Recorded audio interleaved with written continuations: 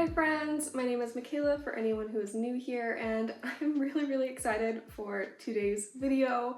So I am one of the most indecisive people that I know. I have a very difficult time making any decision, and sometimes it drives the people in my life, including my husband, absolutely insane. And one of the things that I have the hardest time making decisions about is choosing what book to read next.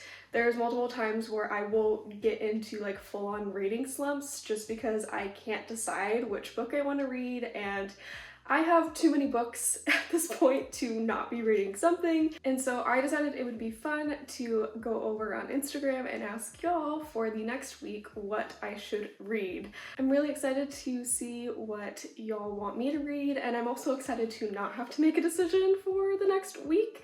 I think it's gonna be a win for both of us. So I am gonna go ahead and post a poll or like the first decision over on my Instagram and see what you all pick, and then I will go ahead and start reading that book tomorrow. So let's go.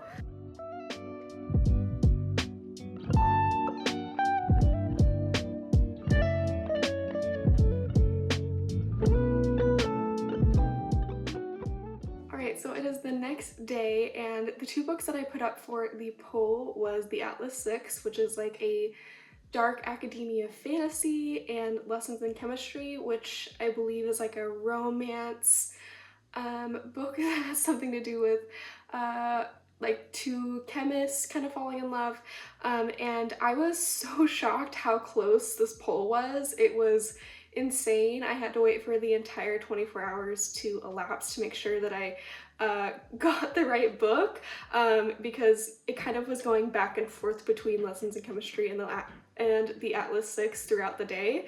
But the Atlas 6 did end up winning, so this is going to be my book for the day. I am very excited because I haven't really dove into the fantasy mini genre underneath like the dark academia umbrella, so I am very excited about this. I honestly don't know that much about the book. I haven't done a ton of research, which I always love. I love going into books blind.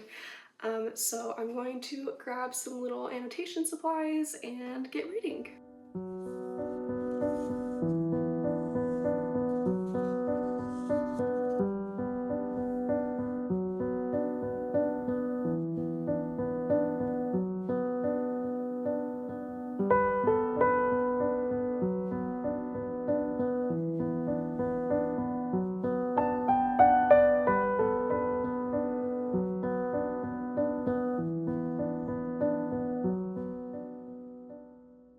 Alright, so I'm officially halfway done with the Atlas 6 at the moment, and I think I'm going to kind of end here for the day and pick it back up in the morning, but I am really enjoying it. I do think there are some parts of this book that seem kind of cliche to me. I thought there was going to be a little bit more of like a deeper critique or just like substance in this book, and I haven't really gotten to that yet, or maybe it's just not there, I'm not sure.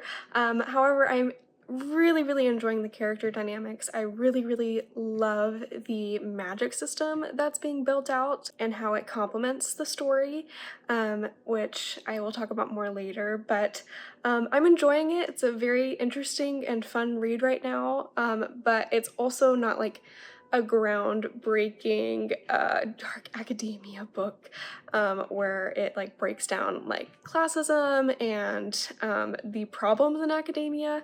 So I feel like it's very much just like using the aesthetic to further the fantasy of it, which is totally fine, but I'm enjoying it. I think I'm just a little bit disappointed, but you know, I haven't finished it yet, so we'll see.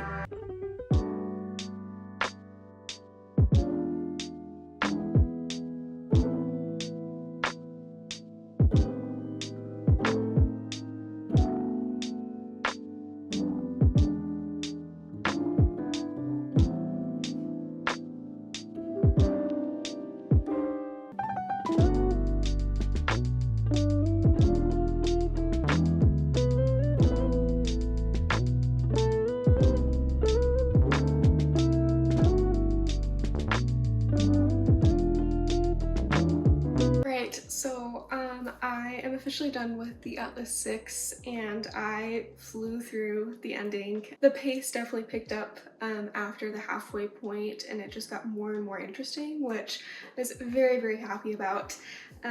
But yeah, let's chat about this book. So I absolutely loved the way that this fantasy world was set up. I feel like a lot of times the world and the magic of the world takes precedent to like the story being told. There's lots of books where the world is way more fascinating than the story that I'm actually supposed to be following along. And luckily that was not the case with the Atlas 6. It kind of goes into the what ifs with the Library of Alexandria and adds in this whole like world dynamic of what if magic was real and what if it was kind of viewed more as like a science or like a valuable asset to the world as we know it today rather than something to be hidden or something to be afraid of. It was a really, really cool idea and I really loved it in this book. I also just really enjoyed how much it added to the story. It didn't take precedent over it. Each character and the magic that they have totally fits the character and the character flaws and the dynamics that are built in between the characters.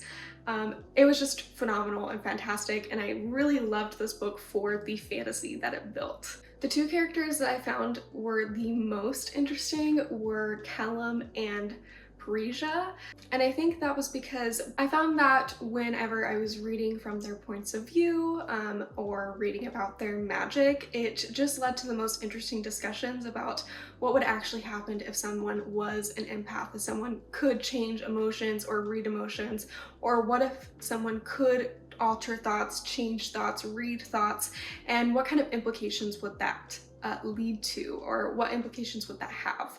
And I just thought those parts were fascinating and very, very unique and cool because like it was just kind of creepy in a cool way. I don't want to get into like spoiler territory for people who want to read the book, but I just thought those two characters were fascinating and I can't wait to read more of those characters. The other characters were also very, very fascinating. I do have one gripe though, and that is with Libby. For whatever reason, I feel like she was very much made into like the everyman in this story, which was unfortunate because I think there could have been really, really cool character growth with that character and I just don't think it really came to fruition, which was unfortunate, especially since at the beginning I really related to Libby as a character. I found her the most interesting and it kind of just slowly fell away as more and more interesting characters came up. So that was a little unfortunate. I do hope in the next book she gets more of just a character that isn't just like some person that can be like an audience insert.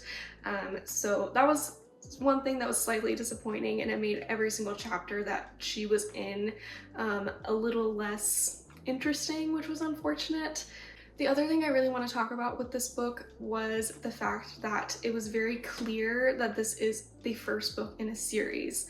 I feel like every book should be able to kind of stand on its own, and I think that this book was all just lead up to something cooler. It didn't get too deep into anything, it didn't dive too deep into any of the characters or the society, which was the Alexandrian library, kind of what it turned into. I wanted to dive into it, I wanted to experience more, and the entire book kind of kept things very surface level, which was just kind of unfortunate.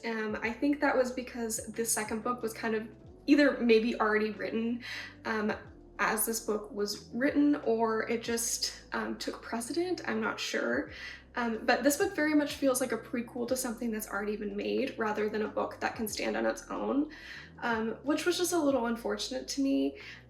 Again, I feel like you can definitely write books in a series, you can definitely leave things unaddressed or unsaid, but I still think the first book needs to be able to stand on its own and still be a good book by itself without having to have anything else.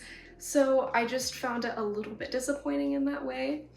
I really, really loved and hated how this book dealt with one of the major themes, which was knowledge and who should be able to control knowledge. Should anyone be able to control knowledge? Does the pursuit of knowledge lead to madness or failure, or does it lead to greatness and genius? Kind of all of those thoughts and ideas, which was very, very fascinating and fit in very, very well with the dark academia vibes of this book. However, again, I wish it just dove in a bit deeper into those ideas. It was still very, very surface level and a lot of times kind of cliche, which was unfortunate because I definitely think there was some substance there. I just couldn't quite get to it, if that makes any sense. It definitely reminded me a lot of the kind of like fable or story Faust, which is a story where a philosopher is kind of seeking knowledge and feels empty, and he thinks that if he can find more knowledge it'll fill this void which is in his heart, and so he makes a deal with the devil to gain more knowledge, but if he finds self-actualization, or if he finds hope or heart, his soul will be sold to the devil in his like pursuit of knowledge. And the kind of gist of the story is that his soul is never sold to the devil because his void and his heart is never filled, because the pursuit of knowledge and like the endless pursuit of knowledge is never gonna like fill that void. And I definitely think this book kind of discussed that idea and that thought. I just wish it dove into it deeper. So because of all those reasons, I'm definitely gonna give this book 3 stars. I loved it. I thought it was a really, really fun read. The characters were fascinating. The ideas were fascinating. I just wish it took the liberty to kind of really dive in deeper into those ideas, and I feel like the second book probably does that, the way this book is set up. But again, I just feel like this book could have been able to stand on its own. I think it just kind of fell into the idea that like, well, you'll just read the next book in the series and it'll be fine. I wish it did do that. So lots of mixed feelings, lots of mixed ideas, but I really enjoyed it, and I'm excited to read the next book. If y'all haven't read this series, the Atlas 6 series by Olivia Blake, please let me know what you thought, and if you had any similar ideas that I had, I'd love to talk about it with y'all in the comments. But now it is time to put the next 2 books in a poll for y'all to choose what I'm gonna read next. I'm really, really excited. So yeah, let's go.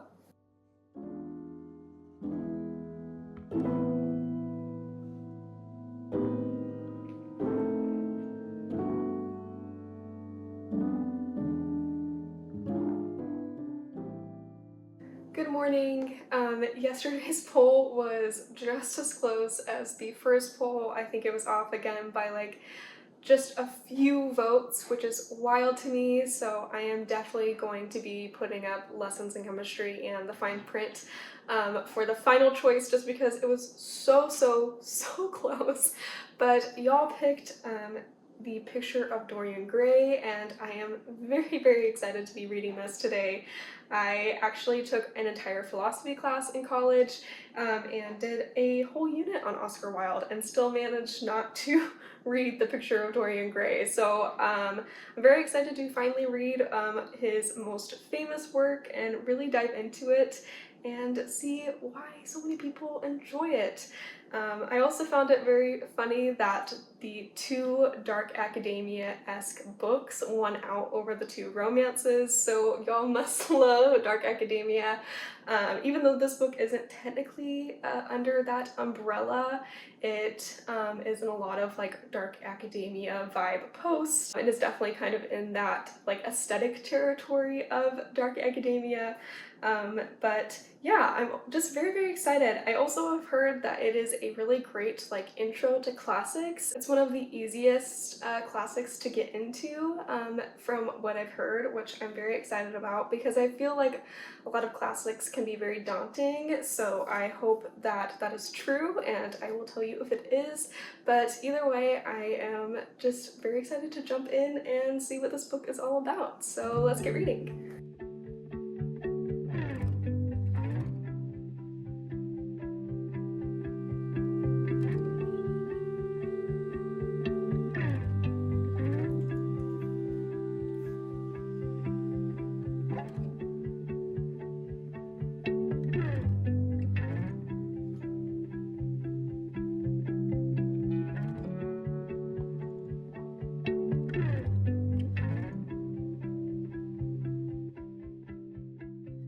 Alright, so I am about halfway done now, and I think I'm going to set it down and finish it in the morning tomorrow.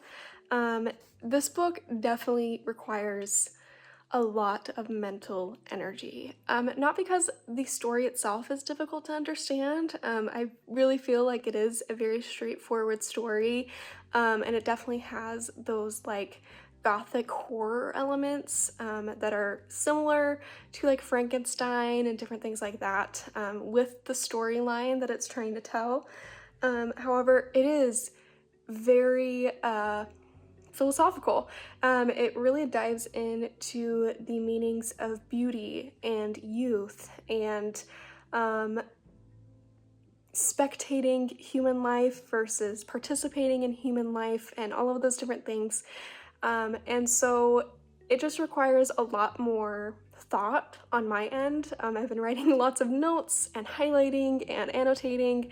I also have been flipping back and forth constantly between the appendix and the book itself. I even like put a little bookmark in so I could easily access it because all of the footnotes and different things are in there to kind of explain a little bit more about the context, just because some of the things that are mentioned in the book are very much addressing the history of the time of when it was written, and I don't know a lot about that period of time, so it's nice to get a little more context, and I'm glad that the book actually has that whole section in it, so I can gain some more insight into what's being talked about.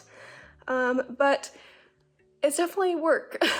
I'm definitely taking my time, even though this is probably the shortest book I'm going to read this week.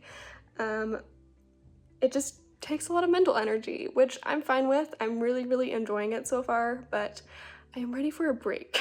So I will see you guys in the morning and hopefully finish the Picture of Dorian Gray.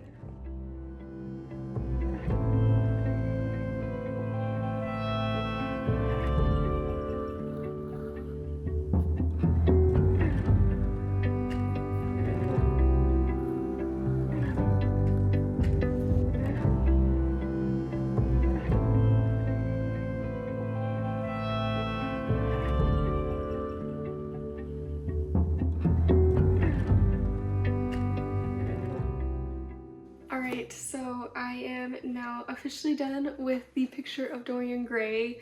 The latter half of this book just took off. It was super fast paced once everything just started crumbling and everything started coming to fruition. It was just like, oh my gosh, what is going on? I really enjoyed this book. I think I'm going to definitely give it 4, maybe 5 stars. I'm still kind of like on that edge at the moment, but either way, I really enjoyed this book. I absolutely loved, again, the like breakdown of beauty and youth. It reminds me a lot of a quote by Donna Tartt, which is "Beauty is terror," and I think that encapsulates this book completely. I also really love that you have, besides Dorian Gray, you have 2 other characters, one who kind of has an obsession of Dorian Gray and the other who kind of has a very high, like heavy influence over Dorian Gray, and also just views life as something to be spectated rather than something to participate in. And both of those characters also fall victim to these like obsessions, these ideas that are taken too far. And so each of these three characters have just a giant fall from grace because of those like ideals that they had kept at the beginning of the book. And I just thought that was fascinating. I really, really loved all the ideas that were explored, and I don't want to get into specifics because a large portion of this book is the breaking down of the major themes. It's not necessarily about the plot as it is about like the characters themselves and the discussions that they're having. But I thought this was fascinating. I already want to reread it, especially now that I know what ends up happening, and start annotating with that knowledge. But I thought it was great. I will say that I don't know if this is entirely like an entry level classics novel. It definitely takes a lot of mental power. You're still really diving in and trying to think a lot. So if you want a book where you just like want to read and kind of like zone out, this is not really the book for you. However, saying all that, it is one of the shortest classics that I've read. And also the story is very, very engaging, especially when you get to the latter half of the book. So with all that in mind, I really, really enjoyed it. I highly recommend giving this a read. It was just, oh, I loved it. Again, if you've read this book, please let me know in the comments what you thought and different ideas that you've had. I'll write a full like spoilery review over on my Goodreads because I really want to dive into everything and I just don't want to give away too much here. But yeah, absolutely love this. It was great. Alright, so now I'm going to put the last poll up because it's kind of the latter part of the week, and I'm going to put the choice between Lessons in Chemistry and The Fine Print just because those books were so close to winning the first two polls. So I'm going to go ahead and put that up on my Instagram, and I will see what you guys pick for tomorrow.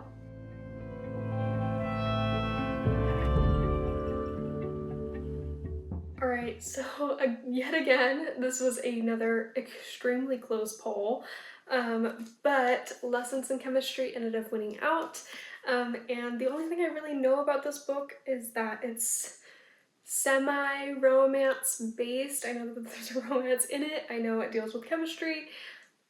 That's literally all that I know about this book.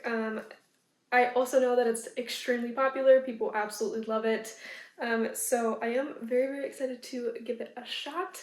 It also is the first 70-degree day here in Chicago, so I am very, very excited, and I'm going to end up actually reading outside most of today and kind of enjoying the warmth that is officially here.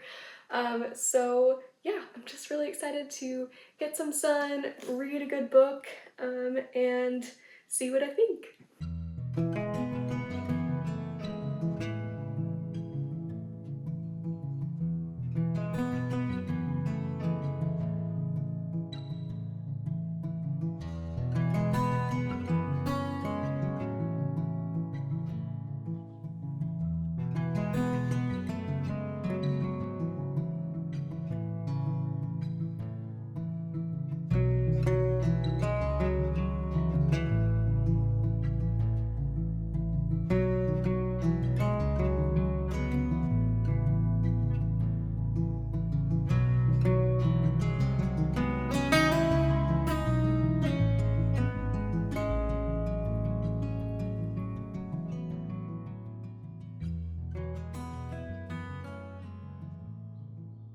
Alright, so I flew through this book.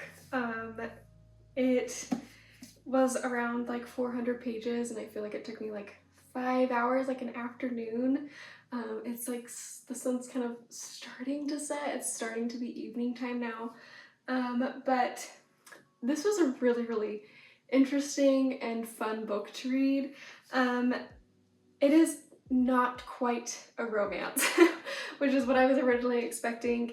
It is much more about a woman and her story protecting other women in her life, including herself, her daughter, and millions of women that she kind of met along the way. And I just thought it was really, really fascinating. I really loved the main character and how she really stuck to herself. Like, she doesn't really have a arc, so to speak. She very much is like, I know who I am and I'm gonna stick with it and I'm gonna be who I am. And I really, really loved that. I feel like there are not a lot of like female characters that stick by their womanhood and stick by like who they are and don't let anyone tell them differently. There are a few scenes that are a bit jarring. They make sense for the story and the novel that's being told, but it definitely took me off guard, so make sure to read the trigger warnings before you read this book, because yeah, I was definitely like, whoa, what am I reading right now?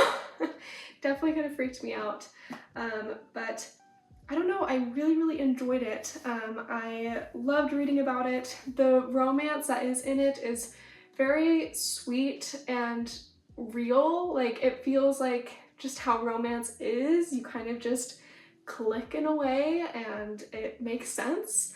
I don't know, I just really, really enjoyed everything about this book. It was very engaging. The story was really nice. Yeah. I feel like I'm very much still like reeling from finishing. I'm kind of in that book high right now, but I definitely think I would give this 4 out of 5 stars. I just really enjoyed it. I feel like it lived up to the hype mostly.